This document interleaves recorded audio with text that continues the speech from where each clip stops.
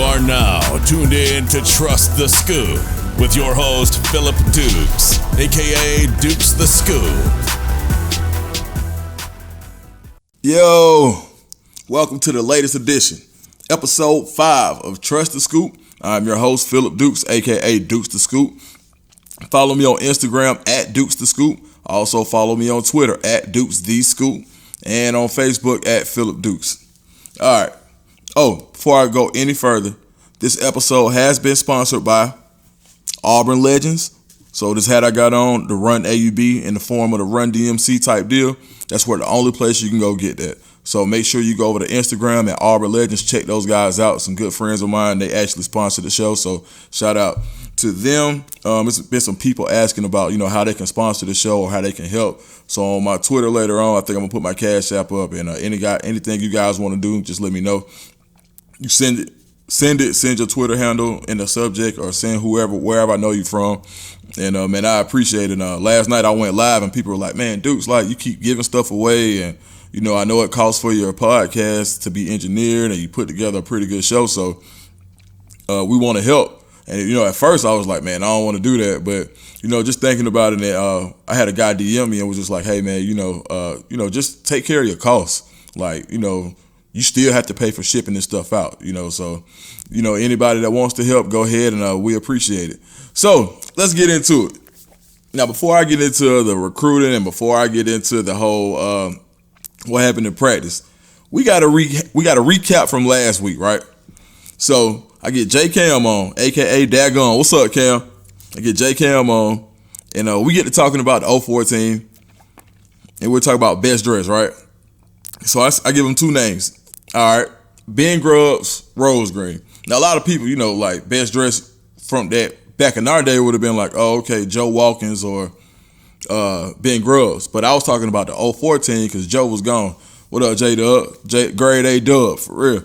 But, yeah, so I asked him, J Cam comes with a haymaker like, oh, yeah, well, it had to be Junior Rosegreen because he was stealing everybody's clothes. I was like, golly, Cam gonna do it like that? I ain't know. Cause, man, look, so, man, J Cam usually don't say a whole lot of stuff like that, so it shocked me.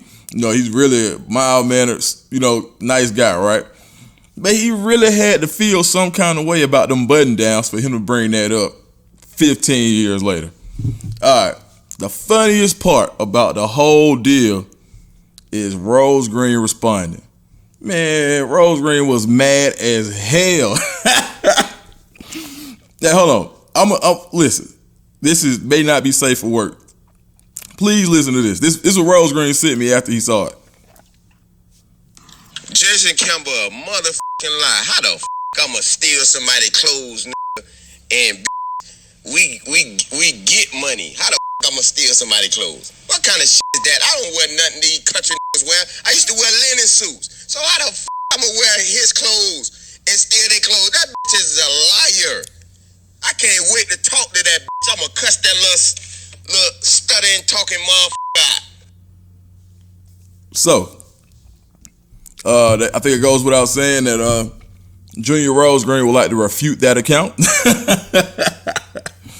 So now I already talked, man. So after we talked for about, me and Rosegreen talked for about maybe about 30 minutes, just kicking and catching up. So I told him come on the show and give your side of the story. And right after that, Rose go on my Instagram at Dukes the Scoop. He goes on my Instagram. He goes under the clip and he's like, J Cam, stop lying before I knock you out. So, J Cam, like, we joking, right? But kind of like that laughing but very serious type deal, right? All right, cool. So J Cam is funny. J Cam comes back and says, LOL, what about my button-ups? So Rosegreen to be the next show. We got Deshaun Davis lined up. We got some more guys, man. I talked to Los Dans, but I talked to a lot of people that we'll be getting on soon. So definitely excited about where we're going as far as the interviews and kind of giving you guys some of that real behind the scenes type deal.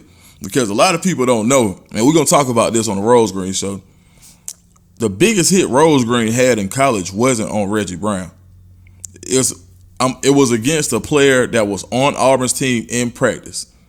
We're going to talk about that. But trust me, what happened to Reggie Brown was nothing compared to what I saw. And the only way I got to see this because of the clips, the videos they used to get out of practice. But trust me, crazy.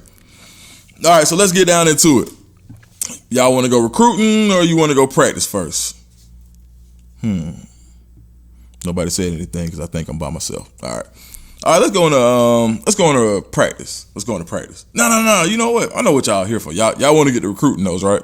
All right. So, yeah. All right, we'll do it.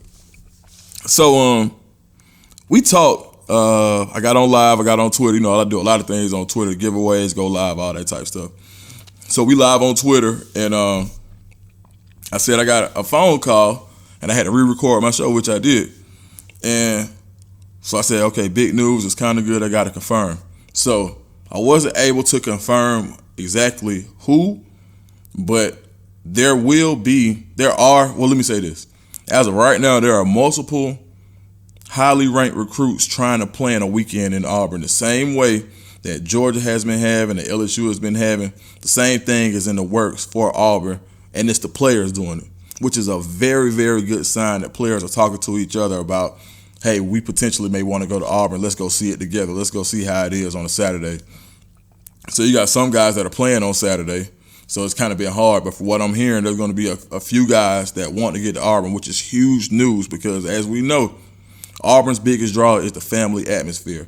When I'm able to release names, I will, but just know that, man, whatever recruiting that we're doing as Auburn or whatever recruiting or whatever they're doing, they're making guys want to see the campus. And I think that's a huge deal because that's the biggest draw that we have. So I'm very excited about the prospects of certain high-level prospects. And I may talk about them today. You may hear a name. I can't say. I won't say. But what I will say is that there have been a lot of talks about that coming up. So it's really a good sign for Auburn. All right, so I said there was going to be a little bit of bad news. It's not like nothing nobody knows. I mean, so Amarius Mims is probably not coming to Auburn. I mean, we all kind of knew that. I think that I was always just saying what I was hearing from around the program. I wouldn't say I heard it from who or what I heard, but I have said that, you know, Auburn was doing a really good job and made an impression. But I think that from what I'm hearing, it's like Georgia, his mom is like in love with Georgia. And I think, you know, his dad likes Auburn, but I think, you know, the family goes with the matriarchs for what I'm hearing. They said that it's kind of a Georgia-Tennessee thing right now. Auburn hasn't stopped recruiting them, but I think that the amount of time that he's spending at other schools at this point isn't really an indicator of, like, not the school he goes to the most may not be the place that he ends up at, as we saw with like the George Pickens type deal. But I just think that right now, from what I'm hearing from multiple sources that are around the situation, that I think that Auburn is running a distant third right now, and it's a really hotly contested battle with Georgia and Tennessee. All right, for some better news, we can go to Kool-Aid, Quincy McKinstry. And I'm hearing that Auburn is still sitting really, really strong with him. A lot of people thought that he was going to commit sooner or a couple weeks ago. He didn't. I think that Bama's still working him super hard. LSU is still working him hard. But I think that Auburn still sits in the best position. A lot of people thought it was a done deal, and you saw a flurry of crystal balls. And I think that even with him throwing some people off, and there have been a lot of people around him saying stuff that he hasn't said.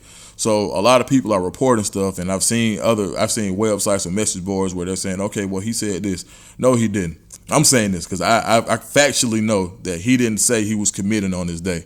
This is what people reading the tea leaves around him. So it's not like it was a blown commitment, or like a silent commit. It wasn't. But I think that Auburn sits in a really, really good spot, especially with the basketball program going where they are.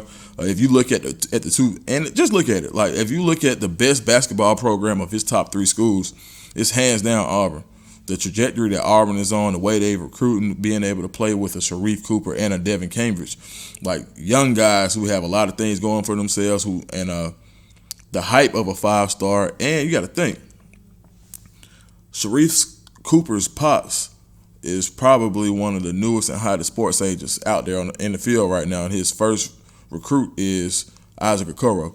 So what I'm thinking is, where would I want to go play to get league recognition if I want to have the opportunity to be a Charlie Ward type guy, NBA and NFL. If you can do it at the college level, if he wants to develop and if Bruce Pearl is taking him as seriously as he is taking him, then he probably has those same prospects. So I think there's no better place for him than to come to Auburn. High-level competition, high-level program, and the development. And now we're starting to put, we're going to have multiple first-rounders for the first time and who knows when. So back-to-back years, I'm saying. So I don't think it's going to stop anytime soon. And I think that only does well to help us get to where we want to go with JaQuincy Kool-Aid McKinstry. So that is some good news. Smile Munden. So in the case of Smile Munden, he had a really good game last week. But the craziest part about it is about that game, and you can see the game on YouTube. From what I'm hearing, he was only running at about 65 to 70%. So he had some issue with his knee early on, maybe some tendonitis or something like that from what I'm hearing. And yeah, man, he was only running at like 70%. That guy is a sideline to sideline. And I know if he would have been 100%, a couple of those runs, like I think he had like a 24-yarder or something like that, would have been a touchdown just from seeing how close I've been to the situation and how closely I've been monitoring it and understand, and looking and saying like, okay, he doesn't look all the way right yet. And they're still ranting and raving about the performance. So right now I still think that UGA is slightly in the lead. I think that Auburn, and I would say it was a 1A, 1B, and if you ask the next person, they'll say that it's Auburn and Georgia. I think Tennessee, Brian Niedermeyer is still doing everything he can to try to get him. I heard that he's developing a good relationship with Glenn Schumann, the inside linebackers coach at Georgia. Maybe he's inside or outside. I can't remember which one he is, but definitely the linebackers coach at Georgia that he's developing a good relationship with. And from talking to other recruits, he doesn't talk to a whole lot of recruits. I think he developed a pretty cool relationship with Kamar Wilcoxon when he was committed to Tennessee. But since he's been at Florida, I think the communication hasn't been there. I do know, so I got some people that are really close to Miles Campbell, Tennessee tight end commit. I think he goes to South Paulding, and people were saying that he was trying to recruit Smile as well. But from what I'm hearing, it's definitely one of those situations where it could come down to the wire.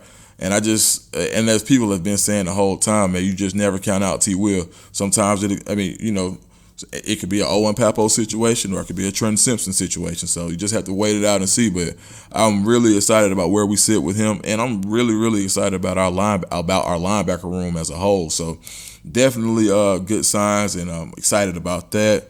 Scooby. So I'm hearing that Scooby wants to see the University of Florida. So I don't know how that will work with his football schedule, but people around the situation I have heard that he would like to visit there the same way, and in the same way that other schools have been hosting players without hosting players. And I think the only rule is that you can't have any contact with the coaching staff, but there's nothing wrong with visiting the campus itself. So I did hear that he would like to get down there, but I'm also hearing that he's still super, super high on Auburn. And it's better, and I think the proximity is really, really a good thing for Auburn, especially with his family being his mom being an Auburn fan. I think that really bodes well for us. So definitely something to monitor. But I think that we still sit in the best position for him, and I think the crystal balls will end up being right on that guy.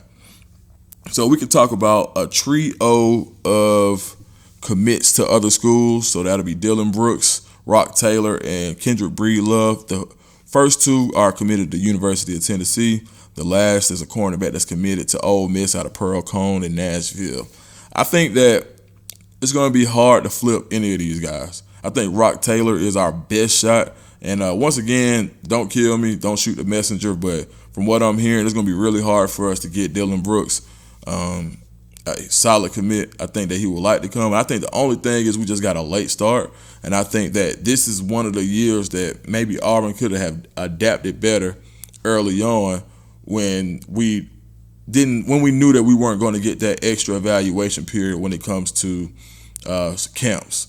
So I think that Auburn kind of got in a little bit late, But I think that the work they did on some of the other prospects paid off, so I think we'll be fine. I think Rock Taylor is the most likely he's having a good season. I saw the first game, and so I heard he's having a pretty good season so far. Breedlove, super fast guy. I'm not sure if they play. I didn't get a chance to check him out, but definitely a guy to keep your eyes on because I am hearing that Auburn is still recruiting him really, really hard. I think that he just feels a kind of way about when when Auburn kind of mashed the gas on him, so to speak.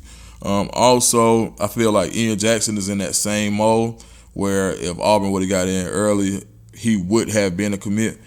But I'm also hearing that, based on the need at linebacker, if you have an opportunity versus Smile Monday versus Ian Jackson, then you only need one linebacker or two at the most. I think they went with who they had the most information on at the time. But I'm hearing he's still being recruited hard. I heard he had a pretty decent game against Auburn. I think probably he'll play Auburn maybe a week or two ago, maybe last week. Heard he had a pretty decent game. I saw on Twitter where he made a pretty good open field tackle on special teams, running down like a bullet. So, man, shout out to him. Isaiah Johnson is a name that a lot of people may not know in the Auburn circle, but he's a four-star cornerback out of Bluefield, West Virginia. He is currently committed to Arizona State, and it was an Arizona State USC battle, Southern California. He actually moved to California before they found out they wouldn't be playing football. And a source close to the situation let me know that he's very, very interested in Auburn. I think they had some mutual contact. Not sure how much of that goes on, but late in the game, they're saying his family is thinking about moving back to this side of the country. So he's looking at SEC schools, and Auburn is one that he would like to hear more from. I'm not sure if he has an offer. I know he has a UGA offer. I know he had a UGA, a Tennessee.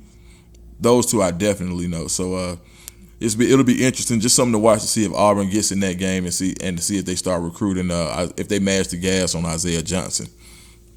In the case of Diego Pounds, he's somebody that Auburn is still recruiting very hard.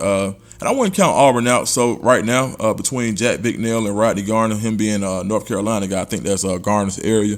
I think that's something that when the crystal ball came out, I think a lot of people just said that, okay, well, he's not going because they saw a crystal ball. And the crystal ball is for Penn State.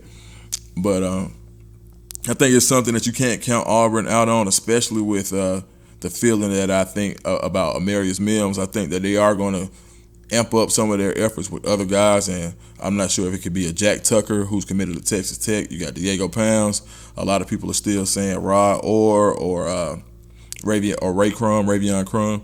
But I think that Diego Pounds is probably, right now in his development, he's probably the best of the bunch. Jack Tucker's pretty good too.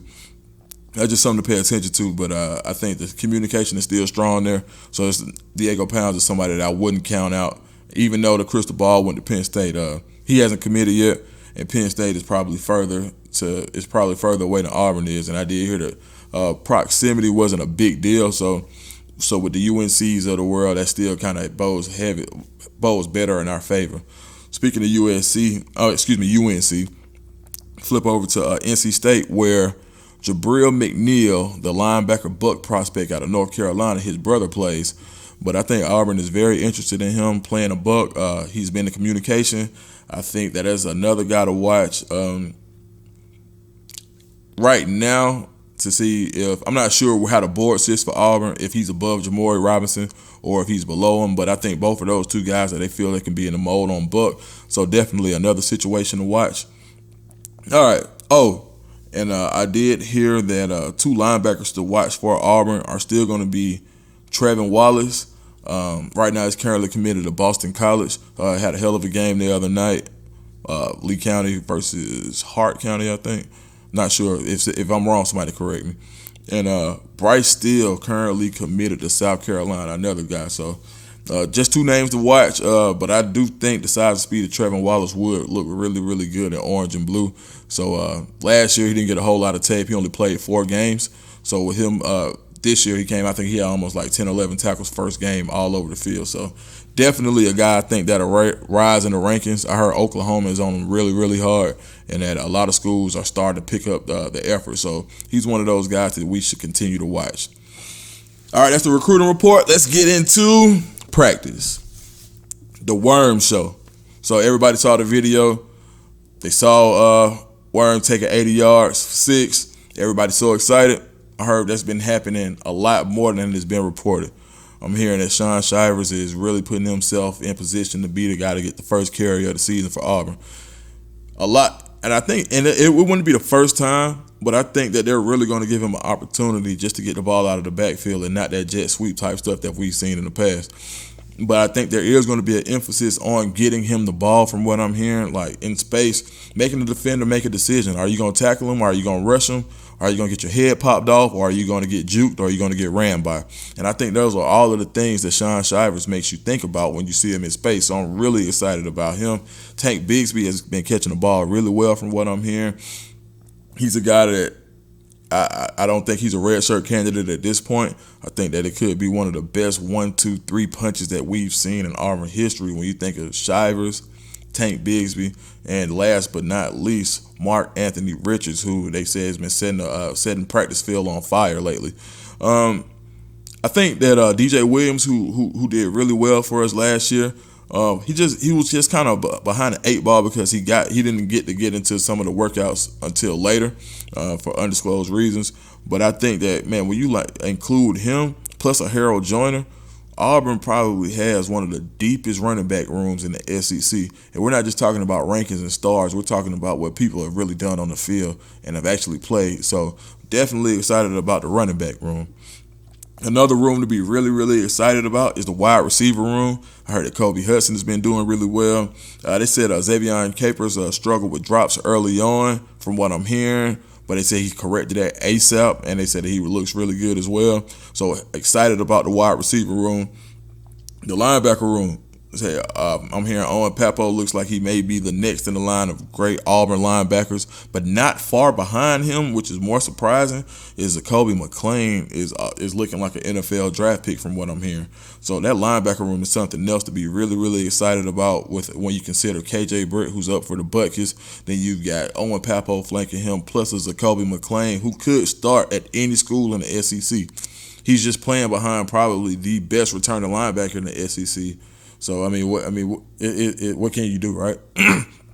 So definitely excited, very, very excited about the prospects of what's going on in practice. I'm hearing that TD Moultrie has really taken this last season that he has very, very seriously, and he's been pushing Derek Hall for that starting spot. I think that we're going to see a rotation.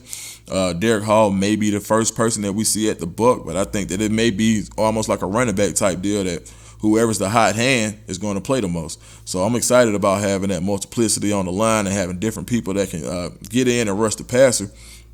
And especially when you can put both of them on the field at the same time and then slide Big Cat or Handy or anybody else on the inside and then play like the rabbit package, I think they call it. So definitely excited about that. And they said Smoke tagged somebody. Like, say the secondary did not come to play this year. They said somebody got hit hard and they said it was Smoke. So, man, I'm just really, really excited about where we're going right now. I'm excited about Trust the Scoop. You got some big announcements coming. You're going to see more content coming from me. I can't wait to get Rosegreen on the phone. On the interview. Now, we're going to talk to Rosegreen live. And Deshaun Davis right after that. We got Carlos Dansby lined up. We got a lot of former Auburn legends that are ready to come on. And speaking of Auburn legends, make sure you go get your hat on Instagram. I like how that looks. Pretty cool, right? All right, but until the next time, this is Trust the Scoop. I'm your man, Philip Dukes. Make sure you hit me on Instagram at Dukes the Scoop, on Twitter at Dukes the Scoop, and on Facebook at Philip Dukes. And like I said, if you would like to contribute to Dukes the Scoop, my Cash App is $ Philip Says Thanks. Philip with 2 L's. PhillipSaysThanks. If you want to contribute, make a donation, I appreciate it because I do have to pay the engineer, which I wasn't even thinking about, but I was like, hey, yeah, I could do that at least. So, hey, man, till next time, man, love y'all to death, War Eagle.